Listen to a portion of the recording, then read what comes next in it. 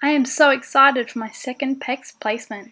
I wonder what my teacher will be like, what class I will get, and what school I will be placed at.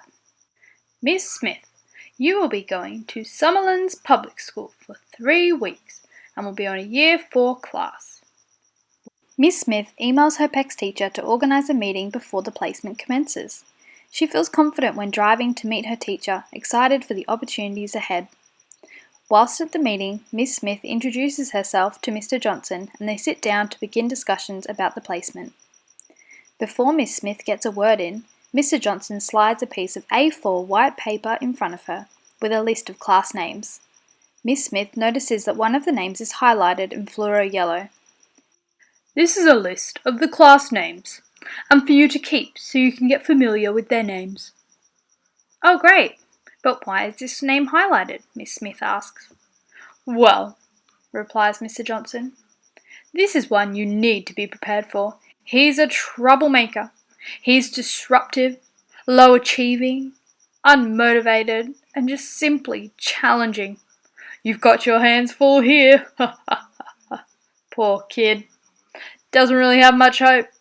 He has a ton of siblings, you know, what these Indigenous families are like. Mum doesn't really care about school. She's never even had a job herself. Oh, yeah, and his name is Liam. He sits at the front of the class by himself, with his back turned to the rest of the class to stop him from being so disruptive.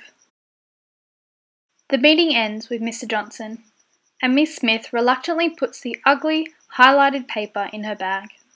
When walking out of the meeting, Miss Smith's feelings of optimism and excitement had declined. She thought to herself, how am I going to manage a student like that? During this meeting, Mr. Johnson exerted a deficit discourse approach against Liam by emphasising how he is inherently lacking due to belonging within his social and cultural groups.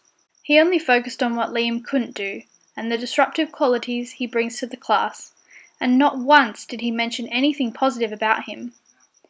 It also made Miss Smith think, if this is what he says about Liam to a new teacher, imagine what he is saying to others, as it appears that pervasive deficit discourses that are common in classrooms are often reproduced in staff rooms and student files, hence the yellow highlight. The first day of placement arrived, and unknowingly for Miss Smith, the deficit discourse that she was informed of at the meeting opposed forced apprehension on her when meeting Liam. She was so focused on how she was going to manage his behaviours that she unintentionally treated him differently as she was waiting for these behaviours to occur. However, it didn't take Miss Smith long to notice how humorous Liam was, and that he had many friends in the class. At lunch, Miss Smith noticed Liam coordinating a game of touch footy with some friends, which later led to a game of handball. During these games, Liam was laughing, smiling, communicating, turn-taking, engaging in physical activity, and coordinating a group game.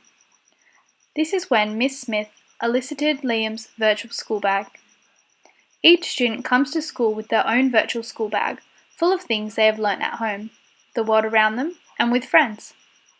After observing Liam over a couple of days, Miss Smith noticed that Liam's virtual school bag comprised of many things, including his communication skills, his love for football, sports, his humour, his leadership skills, his Indigenous heritage, his love for construction, and technology.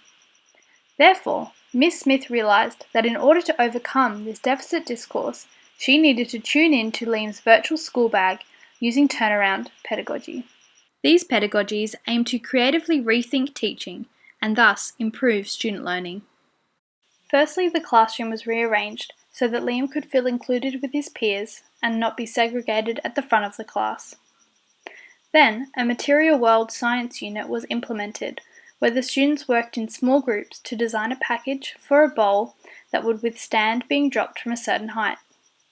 The students were given roles within their group in which they were responsible for coordinating.